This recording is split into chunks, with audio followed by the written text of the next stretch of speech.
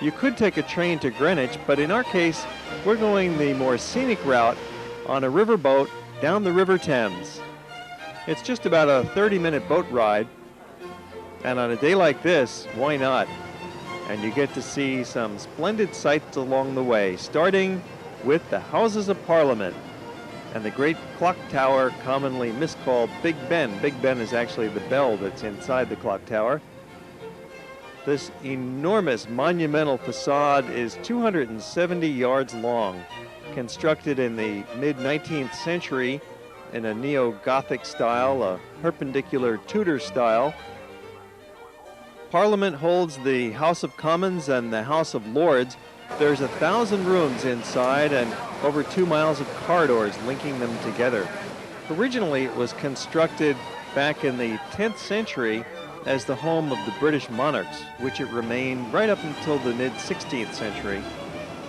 And then the King Henry VIII moved out, and Parliament moved in shortly thereafter. The buildings grew and expanded naturally over the years, but in 1834 there was a catastrophic fire that destroyed most of the original structures, although some of them still remain, including a meeting room that dates back to the year 1049. One of the most impressive buildings along the Thames is another government structure. It was the home of the Greater London Council, which was the Mayor and City Council of London, but it's been empty since the late 80s, since the local government was abolished by Thatcher, and now it's being converted into a luxury hotel. Other sites you'll see include Somerset House, the Shell Mex House, Cleopatra's Needle, the Savoy Hotel, the Royal Festival Hall, where there's some wonderful concerts with the London Symphony. The South Bank Centre also has a fine museum called the Hayward Gallery.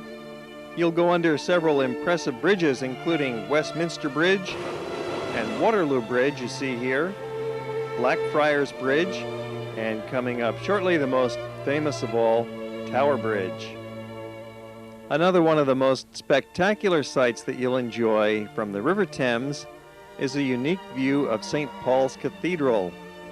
We've taken you inside St. Paul several times with World Traveler, but we've never seen it from the river like this. It's quite impressive.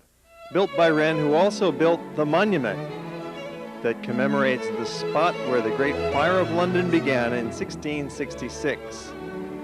There's several ultra-modern buildings. This one was financed apparently by the Window Washers Union. And you'll see some postmodern structures, including Hayes Galleria. This is a modern adaptation of an old marketplace. It's become a thriving spot with shops and offices and cafes. The HMS Belfast is a World War II cruiser that's been a museum since 1971, and the Tower of London has stood here since the 11th century, built by William the Conqueror. Tower Bridge has now completed its renovation and stands as sparklingly clean as it did when it was first opened in 1894. It immediately became the symbol of London, and what better way to see it than from the river? Yet another reason why the riverboat is a marvelous way to get to Greenwich. You also pass Docklands, which is a mammoth urban renewal project where they're constructing a brand new city right on the edge of downtown London. It's connected to London by the Docklands Light Railroad, and it's planned as a complete community with apartments and commercial activities. And it's just across the river from the beautiful buildings of Greenwich. The boat is comfortable. You can sit indoors if you wish, or you can sit outdoors and take in the fresh breezes, depending on the weather, depending on the day. But no matter, you arrive in grand style here, pulling up at the riverboat pier with this fabulous view of the Royal Naval College, designed by Sir Christopher Wren, who also designed St. Paul's Cathedral that we've just passed by on the river. The Royal Naval College is one of the prettiest buildings you'll ever see. This neoclassical architecture is based on ancient Roman and Renaissance designs, and the interior is a Baroque fantasy. It's quite satisfying to realize that this beautiful room is still used for its original purpose, military banquets. From the outside, it's a beautiful building, and on the inside, it's even more beautiful. It's so elaborate, it seems to rival some of the incredible Baroque churches of Italy. This elaborate decor and palatial design shows the care and attention the government showered upon its professional soldiers. For during the 17th and 18th centuries, a professional army and navy were controlled by the government rather than by individual feudal lords. And for the first time, England began to spread its might and send its navies out to conquer the world. And this symphony in stone illustrates the power of the naval fleet. In the middle of all of the structures, we find the Queen's House, designed by Inigo Jones. This was actually a palace the Queen lived in for a short while, and it was the first of the Italian Baroque-style structures to be constructed in England. The chapel, also designed by Wren, was destroyed by fire in 1779, and the present Rococo interior was designed by James Stewart. His dainty plasterwork stucco decorations cover the ceilings and the walls. These buildings are constructed on the site of an earlier palace that was occupied during the 15th century and later by Henry VIII and Elizabeth I. The impressive colonnade of Wren rivals that of Bernini at St. Peter's. Wren was a student of Bernini.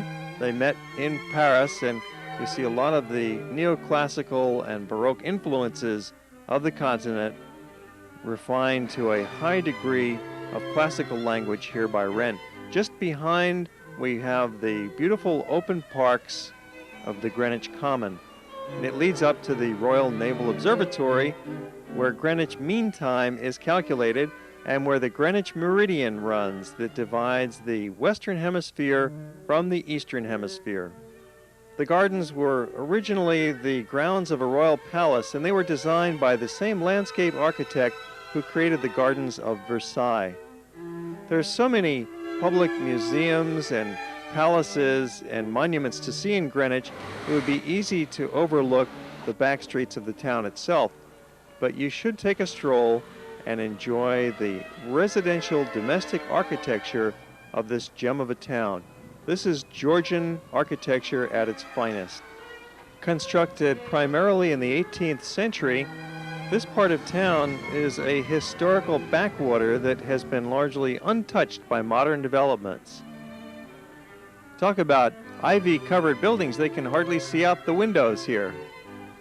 It would be easy to miss this little historic neighborhood as it's about 5 blocks southwest of the Maritime Museum, but it's worth looking for. There are also some historic pubs in this neighborhood, and we're just a few blocks away from the thriving commercial center of town.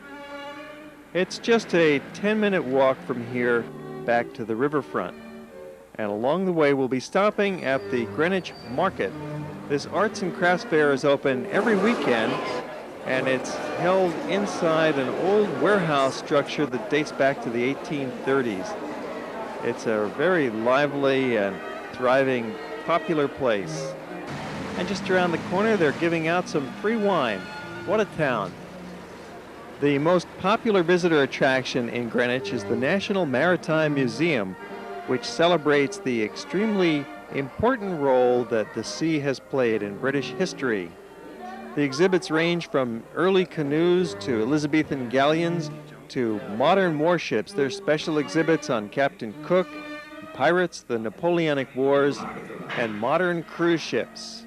Well, now it's time for us to get back on our ship and cruise back to London. We enjoy a final view of this masterpiece by Christopher Wren, and it's best seen from the river. This is how he planned it. So, by all means, go to Greenwich by boat. You can go back to London by train if you wish, but we enjoyed the boat ride so much, and it's a round-trip boat ticket, that we took the boat home as well. It's a comfortable ship. You can sit indoors, sheltered from the elements, or sit outside and enjoy some fresh air and have another view of the docklands, this modern redevelopment in the heart of London. And all of those other monuments that we saw on the way from London to Greenwich, you pass by them again.